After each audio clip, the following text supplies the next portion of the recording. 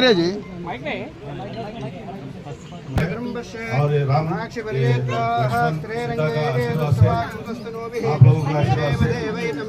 అందరికీ నమస్కారం తల్లి మళ్ళీ సార్ వచ్చి మీతో మాట్లాడతాడు ఈరోజు 62 గుళ్ళు కాబట్టి మీ బాధలన్నీ విన్నాడు సారు మీరు ఎంత దూరం నడిచి వచ్చిందో చూసిండు 3 కిలోమీటర్లు నడిచి వస్తున్నారు చూసి ఎండలా వాళ్ళు మనాలే వెంట్రి వాళ్ళే బయటలు కాదు వాళ్ళ ఆఫీసర్ తోటి ఒక వారం తర్వాత మీటింగ్ పెడతాడు మళ్ళీ హనుమాన్ జయంతి వరకు మనం సమర్పించాలని స్వామి వారిని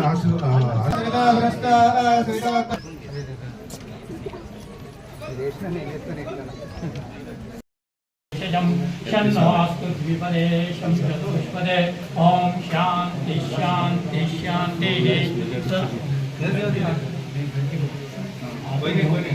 आरती अंडी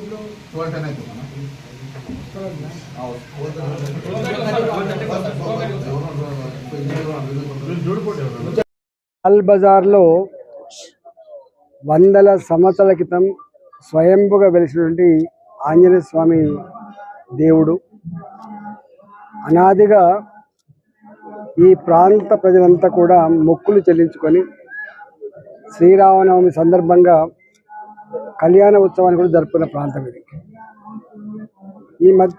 ఈ మధ్యకాలంలో అంటే కరోనా వచ్చినప్పటి నుంచి ఆ బ్యాడ్ డేస్ని ఆసరా చేసుకొని దీన్ని మూసేసి ఇవాళ సివిలియన్స్ ఎవరైతే ఉన్నారో ప్రజలకు ఆంక్షలతో కూడినటువంటి పూజలు ఆంక్షలతో కూడినటువంటి ఈ అలౌ చేయడం అనేటువంటిది స్థానిక ప్రజలంతా కూడా ఇబ్బంది పడుతూ ఉన్నారు.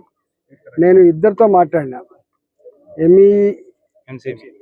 ఎంసీఎంఈ గారితో మాట్లాడినా, తాసాతో మాట్లాడినా, ఇద్దరితో మాట్లాడి హిందువుల సెంటిమెంట్ని వాళ్ళ మనోభావాలని వాళ్ళ విశ్వాసాలని కాపాడే కర్తవ్యం అందరి మీద ఉంటుంది. కాబట్టి ఇంత పెద్ద చర్చించే అంశం కాదు ఇది.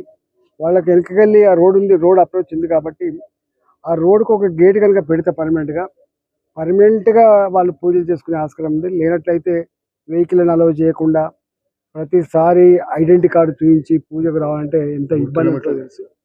కాబట్టి 2-3 కిలోమీటర్ల తిరిగేటువంటి ఆస్కారం ఉందని చెప్పి మేము చెప్పినాం. ఇవాళ వస్తా అని చెప్పినారు. నాకు తెలిసి దీని మీద రాజ్నాథ్ సింగ్ గారికి, రక్షణ శాఖ మంత్రి గారు కూడా, ఎందుకంటే మిలిటరీ కంటే ముందు ఇక్కడ పూజ ఉంది, మిలిటరీ కంటే ముందు కూడా ఇక్కడ పూజ ఉంది. భగవంతుడు అందరికి భగవంతుడే కాబట్టి అందులో ఆంజనేయ స్వామి ఆయన శక్తిని బంధించడానికి ఎవరికి హక్కు లేదు. కాబట్టి డెఫినెట్గా దీని మీద మరొకసారి అప్రోచ్ అయ్యి ఇక్కడ అధికారులతో మాట్లాడతా, కాని పక్షంలో రాజ్నాథ్ సింగ్ గారితో మాట్లాడి ఈ సమస్యకు ఒక పరిష్కారం అయితే వెతుకుతాం.